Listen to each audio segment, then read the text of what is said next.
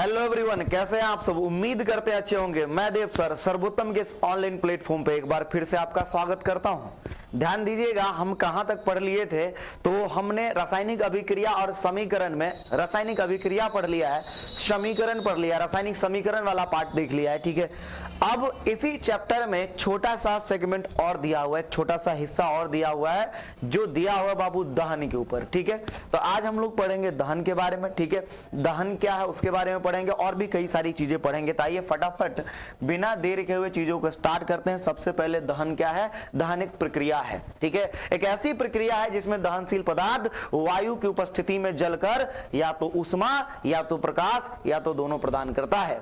इस प्रक्रिया को हम लोग क्या कहते हैं, दहन कहते हैं। तो ध्यान दीजिएगा, दहन के बारे में ऐसी प्रक्रिया जिसमें कोई दहनशील पदार्थ। अब दहनशील पदार्थ क्या होता है, जिसमें सिंपल सी बात एक लाइन में समझिए कि जिनमें आग लग सकता है, जो जल सकता है, उसे दहनशील पदार्थ कहते हैं।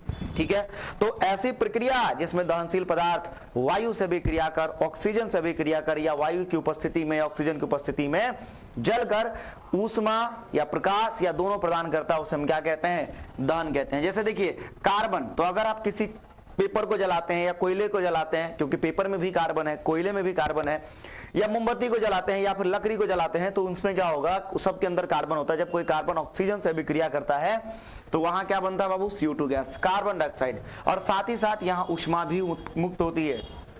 हमने क्या कहा, ऐसी प्रक्रिया जिसमें कोई दहनशील पदार्थ, ठीक है, ऑक्सीजन से भी क्रिया कर या ऑक्सीजन की उपस्थिति में जलकर, है ना, ऊष्मा या प्रकाश या दोनों प्रदान करता है। देखिए यहाँ ऊष्मा मिल रहा है, साथ ही साथ ये देखिए सल्फर ऑक्सीजन से भी क्रिया कर क्या बना रहा है, सल्फर डाइऑक्साइड, यहाँ भी ऊष्मा मिल रहा है। जैसे ये मीथेन है, मीथेन, तो जब भी कोई हाइड्रोकार्बन, जैसे मीथेन का मतलब क्या है, जैसे इसमें कार्बन है और इसमें हाइड्रोजन है, तो ऐसे कंपाउंड या ऐसे यौगिक जिसमें कार्बन हाइड्रोजन दोनों होता है उसे बोलते हैं हाइड्रोकार्बन। क्या कहते हैं, हाइड्रोकार्बन। ध्यान दीजिएगा, क्या कहेंगे, हाइड्रोकार्बन। हाइड्रो का मतलब हाइड्रोजन, कार्बन और हाइड्रोजन अगर दोनों सेम है, दोनों है, तो क्या बोलेंगे, हाइड्रोकार्बन। जब भी कोई हाइड्रोकार्बन ऑक्सीजन से अभिक्रिया करता है तो दो चीजें बनाता है, CO2 H2O। ये फिक्स है, ये उत्पाद क्या है, फिक्स है, नियत है कि यही बनेगा, कि जब कोई हाइड्रोकार्बन ऑक्सीजन से अभिक्रिया करता है तो CO2 बनता है, पानी बनता है।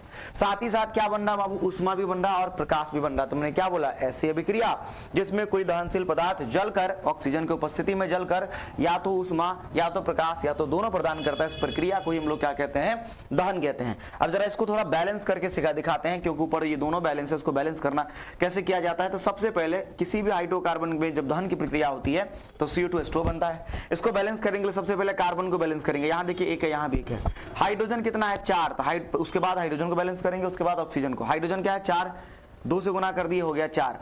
अब हम ऑक्सीजन को बैलेंस करने की कोशिश करेंगे। यहाँ ऑक्सीजन है 2 और यहाँ ऑक्सीजन है 2 1 जा 2, यानी हो गया 4, तो इसको 2 से क्या कर देंगे, गुना कर देंगे। तो फाइनली हमारा दहन की प्रक्रिया कंप्लीट होता है। उसके बाद हम लोग आगे बात करेंगे दहन के ऊपर ही। ठीक है, अब हमने कहा कि दहन एक प्रक्रिया है जिसमें दहनशील पदार्थ क्या होता है, ध्यान से सुनिएगा। दहनशील पदार्थ ऑक्सीजन की उपस्थिति में जलकर ऊष्मा या प्रकाश देता है। अब देखिए, जो दहनशील पदार्थ है हम उसको ईंधन भी कहते हैं। ठीक है, तो ईंधन क्या है, देखिए ध्यान से, ईंधन क्या है, वह दहनशील पदार्थ जो वायु की उपस्थिति में जलकर ऊष्मा प्रकाश ये दोनों प्रदान करता है, उसे हम ईंधन कहते हैं। तो दहनशील पदार्थ को ईंधन भी कहा जाता है।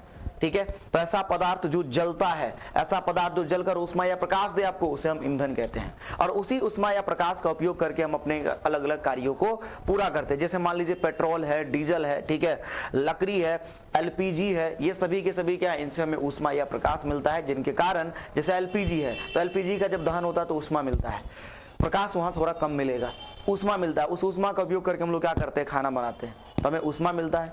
उसी हीट एनर्जी से, उसी ऊष्मा से हम लोग क्या करते हैं, भोजन पकाते हैं। तो इट मीन्स हम यहाँ ये कह रहे हैं कि ईंधन वो दहनशील पदार्थ है जो ऊष्मा देता है जलकर। ठीक है, जैसे लकड़ी, कोयला, पेट्रोलियम, प्राकृतिक गैस आदि। अब इसी दहन की प्रक्रिया के आधार पर पदार्थ को दो भागों में बांटा गया, एक है दहनशील पदार्थ, एक है अदहनशील पदार्थ। ऐसी पदार्थ है ना, ऐसा पदार्थ जिनके अंदर दहन की प्रक्रिया होती है उसे हम कहते हैं दहनशील पदार्थ, और जिनमें दहन की प्रक्रिया नहीं होती उसे हम अदहनशील कहते हैं। अब मुझे बताइए, क्या हम पत्थर में आग लगा सकते हैं, क्या हम मिट्टी में आग लगा सकते हैं? नहीं। पत्थर को अगर आग में रखिएगा नहीं जलेगा, मिट्टी को आग में रखिएगा नहीं जलेगा।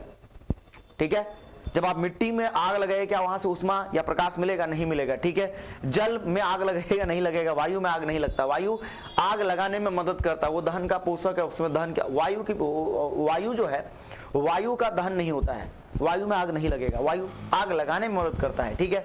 उसके बाद लकड़ी हो गया, ये दहनशील पदार्थ है, कोयला दहनशील पदार्थ है, बारूद, दिवाली में आपने एकदम धूम मचा दिया होगा, है कि नहीं, आग लगा दिया होगा बारूद के अंदर, तो ये बारूद भी क्या है, दहनशील पदार्थ है।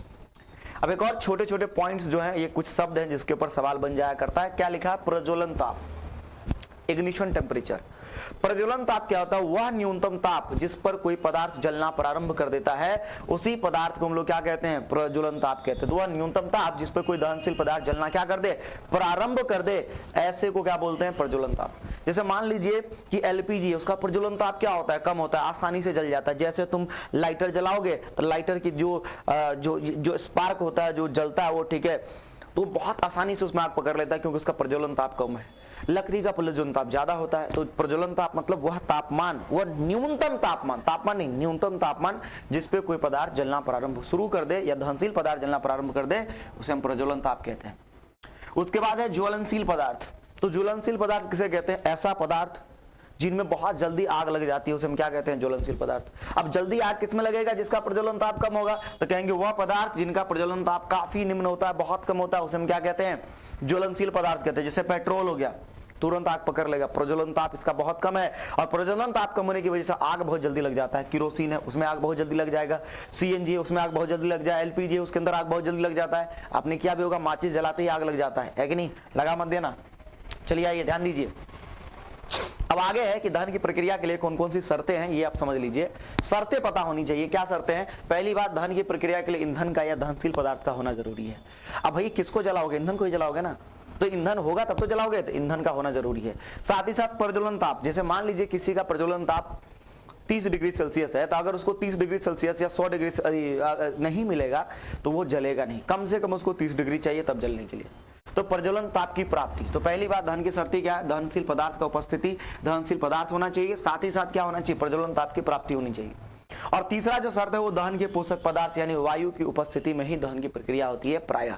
आगे हम इसके बारे में और डिटेल करेंगे। तो ये तीन जो है ना, ये तीन कंडीशन है, अगर ये तीनों कंडीशन होगा तो अभी दहन की प्रक्रिया होगी, अगर ये तीनों कंडीशन नहीं होगा तो दहन की प्रक्रिया नहीं होगी। चलिए आगे हम देखते हैं, नोटिस करते हैं कि दहन जो है वो दो प्रकार का होता है, एक होता है आंशिक दहन, एक होता है पूर्ण दहन। अब आंशिक दहन कब होगा, जब ऑक्सीजन की मात्रा कम होगी, जब आसपास ऑक्सीजन की मात्रा कम होगी या नहीं होगी, या तो ऑक्सीजन नहीं हो या ऑक्सीजन की मात्रा कम हो। तो ऑक्सीजन की मात्रा कम होगी या नहीं होगी तो क्या होगा, आंशिक दहन। जब ऑक्सीजन बहुत ज्यादा मात्रा में पाया जाएगा या ऑक्सीजन की उपस्थिति होगी, तो ऑक्सीजन की उपस्थिति में जो दहन की प्रक्रिया होती है उसे बोलते हैं पूर्ण दहन। तो पूर्ण दहन कब होगा, ऑक्सीजन की उपस्थिति में। आंशिक दहन कब होगा, या तो ऑक्सीजन की अनुपस्थिति में या ऑक्सीजन कम मात्रा में प्रेजेंट है, तब आंशिक दहन होगा, पूरी तरीके से चीजें नहीं जलेगी। कुछ एग्जांपल यहां दिया हुआ है, देख लीजिए।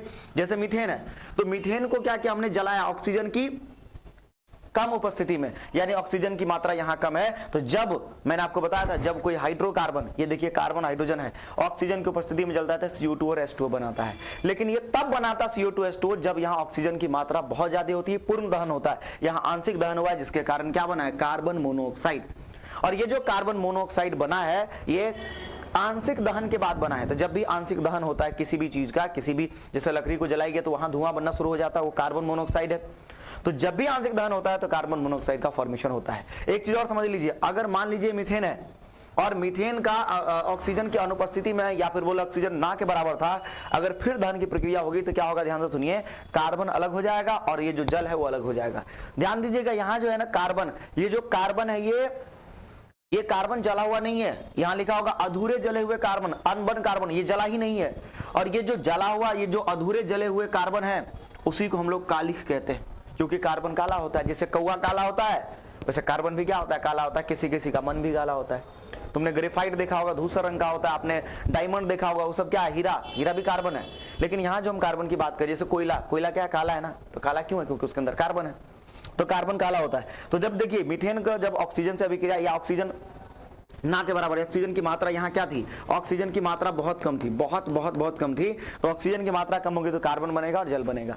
अब ये जो कार्बन यहाँ बन रहा है वो जला हुआ नहीं है, तो कालिख के रूप में दिखाई देगा। और यही कार्बन जो है ना गर्म होकर, क्योंकि इस प्रक्रिया में ऊष्मा भी उत्पन्न हो रहा है, तो ये गर्म होकर कार्बन क्या होने लगता है, चमकने लगता है। और जब चमकेगा तो पीले कालिख, है ना, पीला कालिख वाली लॉ के साथ ये जलना शुरू कर देता है। तो ध्यान से सुनिए कि जब मीथेन ऑक्सीजन से अभिक्रिया करेगा, ऑक्सीजन की मात्रा बहुत कम थी जिसके कारण पूर्ण दहन नहीं हो पाया, आंशिक दहन हुआ, जिसके कारण जो कार्बन बना और यहाँ जल बना है। ये कार्बन अधूरे जले हुए कार्बन है, अनबर्न कार्बन है, तो ये गर्म होकर चमकने लगेगा और पीले लौ के साथ ये क्या होगा, जलेगा। तो यहाँ जो प्रकाश उत्पन्न होगा ना वो पीला प्रकाश उत्पन्न होगा, ठीक है, पीले लौ वाली प्रकाश उत्पन्न होगा, पीला फ्लेम आपको दिखाई देगा, पीला आग की लपटें आपको नजर आएगी, साथ ही साथ है ना उसके साथ कालिख भी नजर आएगा। तो आप यहां से देख सकते हैं कि पीले लपटी के साथ कालिख निकल रही है। तो ये तो है आंशिक दहन। तो जब भी आंशिक दहन होगा तो किस तरह का लौ दिखाई देता है, पीला। तो जब भी पीला लौ दिखाई दे रहा है समझ जाइए आंशिक दहन हो रहा है, ठीक है। उसके बाद अगर आप यहां देखते हैं तो पूर्ण दहन हुआ, ठीक है। तो जब मीथेन का पूर्ण दहन हुआ, ऑक्सीजन की मात्रा यहां दिखे तो CO2 बना, पूर्ण दहन के बाद H2O बना और ऊष्मा बना, ठीक है। और साथ ही साथ यहाँ जो प्रकाश है वो नीले लौ के साथ जलना शुरू हो जाता है, ठीक है। तो जब भी पूर्ण दहन होता है तो नीला लौ आपको यहाँ क्या हो रहा होगा, दिखाई दे रहा है। ये देखिए यहाँ पीला लौ दिखा रहा है क्योंकि पूर्ण दहन हुआ है, और यहाँ नीला लौ दिखाया गया है क्योंकि यहाँ आंशिक दहन हुआ है ना। आप इस तरीके से देख सकते हैं। चलिए आगे, तो हमने कहा दहन दो प्रकार के हो गए। अब एक चीज और समझ लीजिए कि जो दहन की प्रक्रिया वो जरूरी नहीं है कि ऑक्सीजन के उपस्थिति में हो, कुछ अपवाद भी है इसका। कुछ दहन की प्रक्रिया ऐसी है जो ऑक्सीजन के अनुपस्थिति में भी हो सकती है, बिना ऑक्सीजन के भी हो सकता है। जैसे देखिए क्लोरीन गैस है, तो एक कंटेनर में, एक डब्बे में हमने क्या रखा है, क्लोरीन गैस, और इसमें हम क्या करते हैं, मैग्नीशियम का जलता हुआ फीता डालते हैं। जैसे ही मैग्नीशियम का जलता हुआ फीता इस क्लोरीन गैस के कंटेनर में जाएगा, इस क्लोरीन के डब्बे में जाएगा, तो ये क्लोरीन गैस मैग्नीशियम से अभिक्रिया करेगा और अभिक्रिया करने के बाद मैग्नीशियम क्लोराइड बनाएगा। तो इस तरीके से हम कह सकते हैं कि मैग्नीशियम ने क्लोरीन के साथ अभिक्रिया किया है और ये ऑक्सीजन के अनुपस्थिति में हुआ है। तो सारी हम कहेंगे क्या, सभी रासायनिक ये सभी दहन की प्रक्रिया ऑक्सीजन की अनुपस्थिति में होती है क्या, नहीं।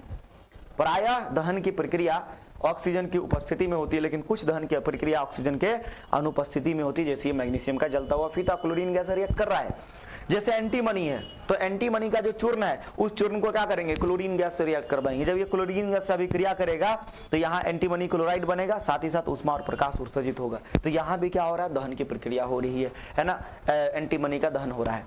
इसके अलावा देखिए जलती हुई मोमबत्ती है और उसको हम क्या करेंगे, क्लोरीन गैस के डब्बे में रख देंगे। तो जलती हुई मोमबत्ती को जब क्लोरीन गैस के डब्बे में रखेंगे तो यहाँ से क्या होगा, ध्यान से सुनिए, यहाँ से क्या होगा, ध्यान से सुनिए कि यहाँ से देखिए ये मोमबत्ती है, मोमबत्ती का फॉर्मूला होता है C25H52। जब ये क्लोरीन के साथ अभिक्रिया करेगा तो कार्बन बनेगा और ये क्या, हाइड्रोक्लोरिक गैस बनेगा, साथ ही साथ प्रकाश और ऊष्मा और कुछ धुआं भी बनेगा, ठीक है। तो ये जो कार्बन है वो धुएं के साथ क्या हो जाएगा, ये जो धुआं निकलेगा कार्बन, वो कार्बन धुएं के रूप में बाहर निकलेगा, कालिख के फॉर्म में बाहर निकलेगा। तो इस तरीके से हम कह सकते हैं कि जो दहन की प्रक्रिया प्राय ऑक्सीजन की उपस्थिति में होती है, लेकिन कुछ दहन की प्रक्रिया ऑक्सीजन के अनुपस्थिति में भी हो सकती है। तो एक बात ध्यान से सुन लीजिए, मैंने आपको क्या बोला कि इस चैप्टर के अंदर कुछ बातें थी। पहले हमने रासायनिक अभिक्रिया के बारे में पढ़ा था, फिर रासायनिक समीकरण के बारे में पढ़ा था। देखिए अलग अलग टीचरों का पढ़ाने का जो तरीका होता है वो अलग होता है, उनका सीक्वेंस अलग होता है, लेकिन जो मैंने आपको सीक्वेंस यहाँ बना के दिया है वो परफेक्ट सीक्वेंस है। इसी सीक्वेंस में आप चैप्टर को क्या करिएगा, याद रखिएगा।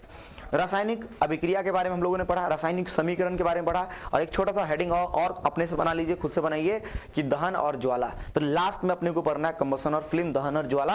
हालांकि ये क्लास 8 में भी पढ़ाया जाता है, लेकिन यहाँ जो है आपको थोड़ा सा हिंट दिया हुआ है, थोड़ा सा डिटेल दिया हुआ है भारतीय वन के अंदर, तो आपको ये जरूर जानना है और इसके ऊपर सवाल भी कई बार बनते हैं, ठीक है। तो अब हम बात करने वाले हैं अगले टॉपिक के ऊपर, क्योंकि दहन पढ़ चुके हैं, दहन के बाद हम पढ़ेंगे ज्वाला, ठीक है। अब जब भी किसी पदार्थ का दहन होता है ना, तो वहां से एक लौ उत्पन्न होता है, एक क्या कहते हैं, जो आग की लपटें उत्पन्न होती है, और वो जो आग की लपटें हैं, वो जो लौ है, उसी को हम लोग कहते हैं ज्वाला।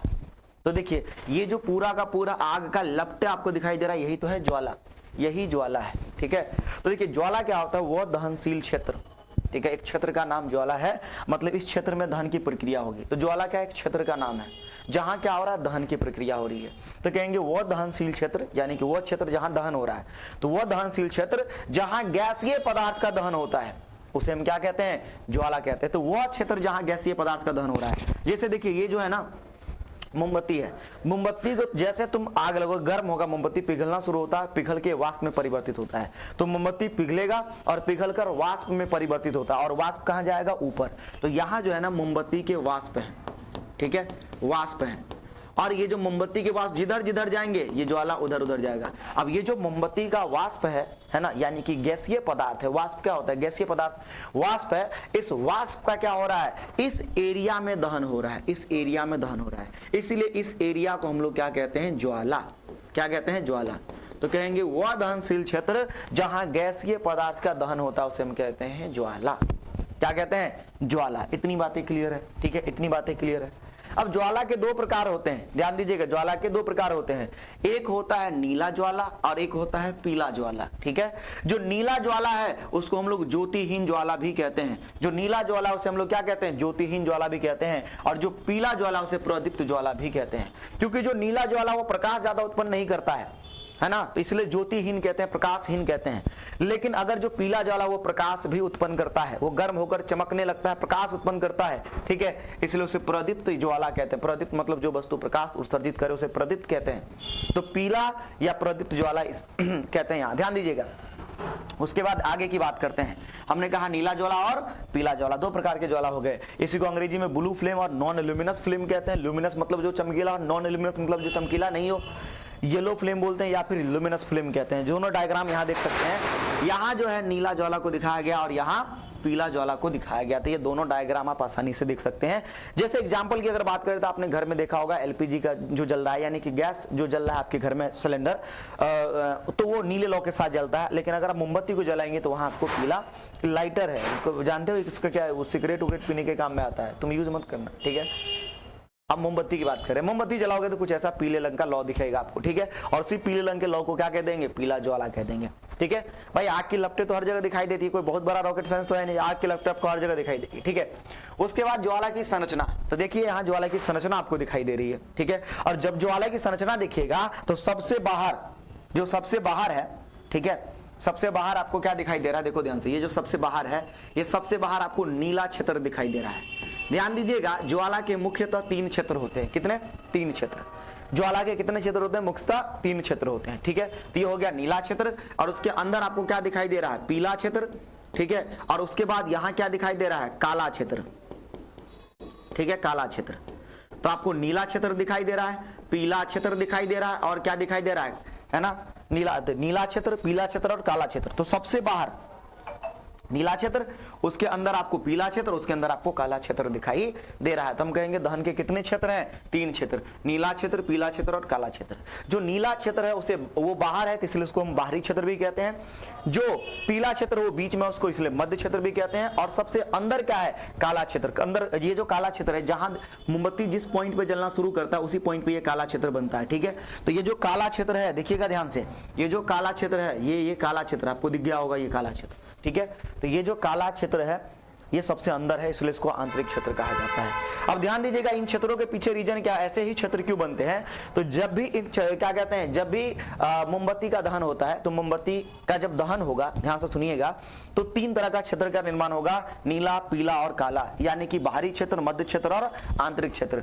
अब सबसे बाहर क्या होता है कि ऑक्सीजन पर्याप्त मात्रा में, जैसे कैंडल रखेंगे तो आसपास क्या है? पूरा ऑक्सीजन है, तो इसके आसपास क्या? ऑक्सीजन भर भर के है। अगर ऑक्सीजन भरपूर मात्रा में है, ध्यान दीजिएगा, ऑक्सीजन क्या है? भरपूर मात्रा में, ध्यान दीजिएगा, ऑक्सीजन क्या? भरपूर मात्रा में। जब ऑक्सीजन भरपूर मात्रा में है तो ऑक्सीजन की उपस्थिति आसपास बहुत ज्यादा है, तो यहां जो क्या होगा, जो दहन होगा वो पूर्ण दहन होगा। और पूर्ण दहन के बाद, ध्यान दीजिएगा, पूर्ण दहन के बाद, ठीक है, पूर्ण दहन के बाद, यानी कि जब पूर्ण दहन होगा तो आप जानते हैं कि जब भी पूर्ण दहन होता है तो कैसा लौ बनता है? नीला लौ बनता है। तो नीले रंग का लौ आपको दिखाई देगा। तो जब भी पूर्ण दहन होता है तो नीला लौ बनता है, अभी मैंने आपको दिखाया था। और जब आंशिक दहन होता है तो पीला लौ बनता है, ये मैंने आपको बताया था, ठीक है।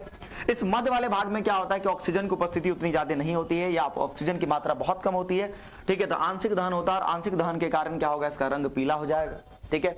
और जो सबसे अंदर वाला क्षेत्र है, यहाँ जो है ना दहन की प्रक्रिया होती नहीं, क्योंकि ऑक्सीजन की उपस्थिति नहीं है, वहां ऑक्सीजन नहीं मिल पाता, जिसके कारण क्या होगा कि दहन की प्रक्रिया नहीं होगी, जिसके कारण इसका रंग क्या हो जाएगा? काला। इस वाले हिस्से में कार्बन जो है ना, जो आधा जला हुआ कार्बन है वो जाके कलेक्ट हो जाता है। तो जो अर्ध जला हुआ, यानी जो बिना जला हुआ कार्बन है, वो बिना जला हुआ कार्बन इस वाले हिस्से में जाके जमा हो जाता है, जिसके कारण ये काला दिखाई देता है। तो जब भी आप किसी मोमबत्ती को जलाएंगे तो काला क्षेत्र दिखाई देगा, पीला क्षेत्र दिखाई देगा, और आपको नीला क्षेत्र भी दिखाई देगा, ठीक है। अब देखिए, जहां पूर्ण दहन होगा वहां तापमान बहुत ज्यादा होगा, तो सबसे बाहर वाला जो क्षेत्र है, जो नीला क्षेत्र है, उसका तापमान अधिक होता है। जो पीला क्षेत्र है उसका तापमान क्या होता है? मध्यम होता है। और जो काला क्षेत्र है उसका तापमान सबसे कम होता है। अब यहां से सवाल क्या बनता है कि सबसे ठंडा क्षेत्र कौन है?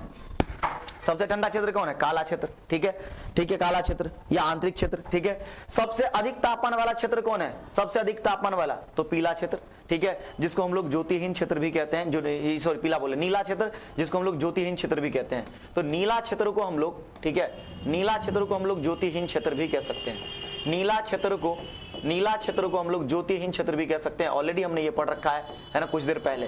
तो नीला क्षेत्र को हम लोग ज्योतिहीन क्षेत्र भी कह सकते हैं। क्लियर बात। और जो बीच वाला है पीला क्षेत्र है, तो पीला क्षेत्र का जो तापमान है वो मध्यम होता है, मॉडरेट होता है, अंग्रेजी में भी लिखा हुआ है। ठीक है, तो इस तरीके से आप क्या कर सकते हैं, ज्वाला की संरचना के बारे में बता सकते हैं। आइए देखिए यहां ध्यान से, कुछ यहां भी डायग्राम दिया हुआ है। सबसे बाहर जो आपको दिख रहा है वो क्या है? नीला क्षेत्र। ध्यान दीजिएगा, सबसे बाहर क्या दिख रहा है? नीला क्षेत्र। तो सबसे बाहर जो है आपको, ठीक है, सबसे बाहर आपको क्या दिख रहा है? देखिएगा ध्यान से, सबसे बाहर आपको नीला क्षेत्र दिख रहा है। ठीक है, ये आपका नीला क्षेत्र है। ठीक है, और नीला क्षेत्र जो सबसे बाहर है, आउटर जोन लिखा हुआ भी है कि सबसे नीला क्षेत्र जो है वो सबसे बाहर वाला क्षेत्र होता है और ये बहुत गर्म होता है। बीच वाला क्षेत्र आपको क्या दिख रहा है? पीला। तो बीच वाला क्षेत्र आपको क्या दिख रहा है बाबू? पीला। तो ये जो क्षेत्र है वो क्या है? पीला क्षेत्र है, जो मॉडरेटली क्या होता है? गर्म होता है, पीला क्षेत्र। ठीक है, यानी कि इसका तापमान मध्यम होता है, पीला क्षेत्र, ये मध्यम क्षेत्र भी कहलाता है। और सबसे अंदर जो है ना, वो सबसे अंदर क्या है? काला क्षेत्र। ये आपका हो गया काला क्षेत्र। और ये जो काला क्षेत्र है वो सबसे कम गर्म होता है। ठीक है, इस तरीके से आप देख सकते हैं। उसके बाद आगे देखिए, ये कुछ डायग्राम आपके सामने दिया है। ए का नाम बताइए, तो ये क्या होगा? बताइए ए क्या होगा?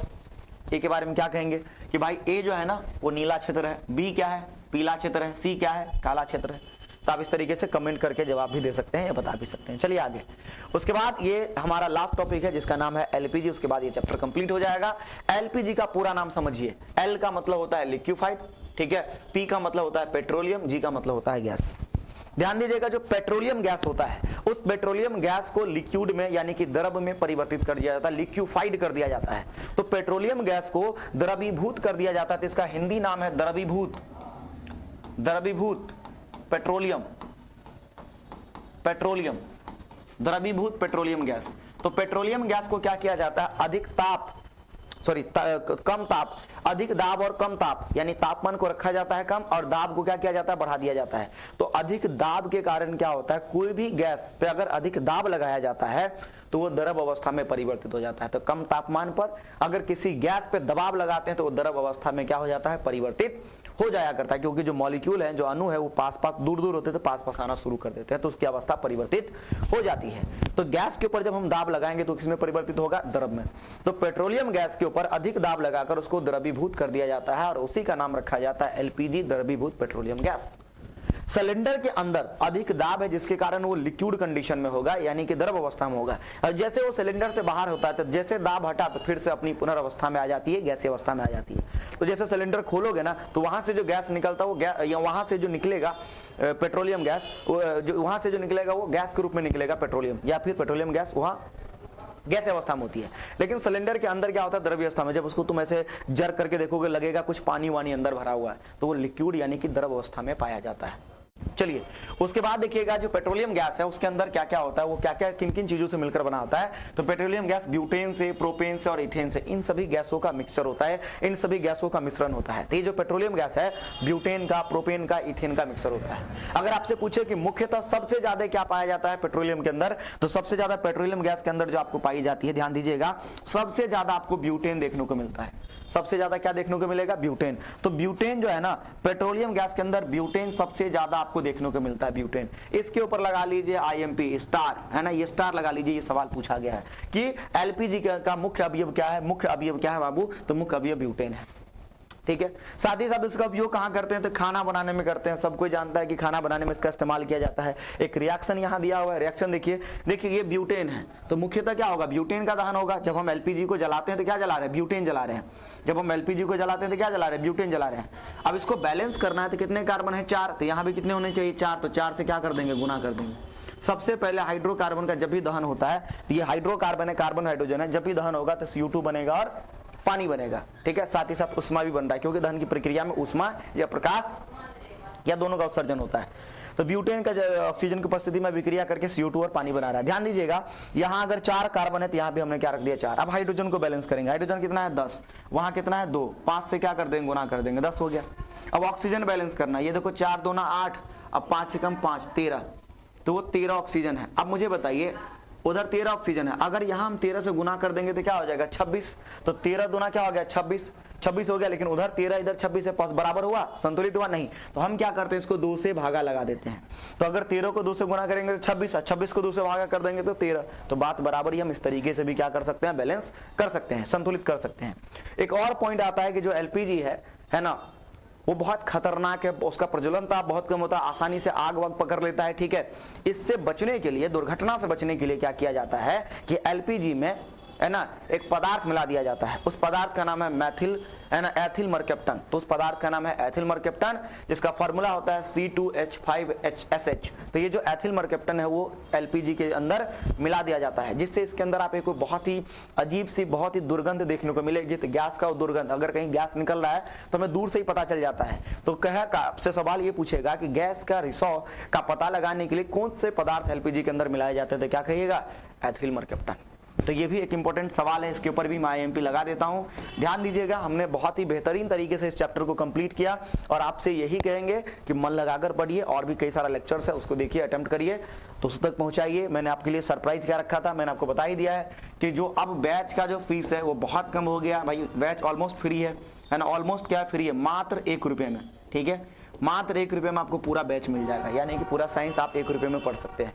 1 रुपया में पढ़िए आराम से, और दोस्तों को भी शेयर करिए, ठीक है। तो प्ले स्टोर पे जाना है, लक्ष्य बैच इनरोल करना है, वहाँ सारी चीज़ें आपको मिल जाएगी। थैंक यू सो मच, मिलते हैं अगले एपिसोड में। तब तक के लिए हमारे साथ बने रहिए, सर्वोत्तम के साथ बने रहिए।